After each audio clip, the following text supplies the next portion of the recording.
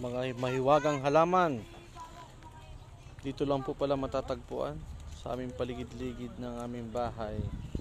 Ayan, tingnan po ninyo. Ayan, yan po ang puno, mataas na. Ito po yung makakatulong sa inyong gabot, sa inyong diabetes. Ito po yung nasubukan ko na, lalong lalo na po sa may mga eksema, sa may mga kati-kati sa balat. Kung sa amin dito sa Mindoro, kung tawagin ay buni, yan po yung nagagamot ng halamang ito. Sa may mga ulcer po, yan, sa may mga tagihawat, ayan, ito po yung mabisang gamot. Alam niyo po ba yung halamang yan?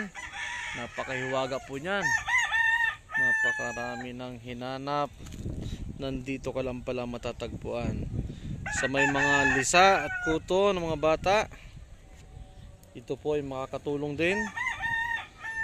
Ayan, ito pong dahon ito, 20 pirasong dahon, inyo pong ilaga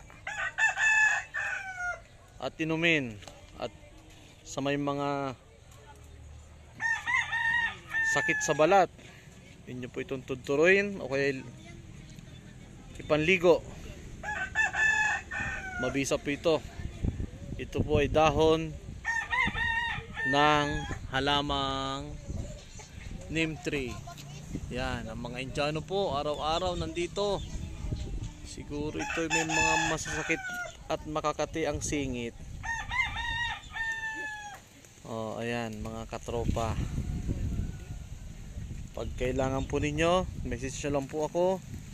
Libre po ito, libre, hindi ko po ito pinagbibili. Ayan po, may mga halaman po kami doon. Ayan, makakatulong po ito, promise. Yung dahon po ng neem tree. Ayan, pati po pantanim, bibigyan ko po kayo. Mabilis po siyang sumibol. Ayan, ang buto po nito, pag inyong tinudtod, pwede po maging neem tree oil. Yan po, pampahid nyo po sa inyong mga skin diseases. Ayan po, yan. Pero ito po may isang contraindication. Bawal po ito sa nagbubuntis kasi po it will cause you an abortion. Okay, bawal po ito.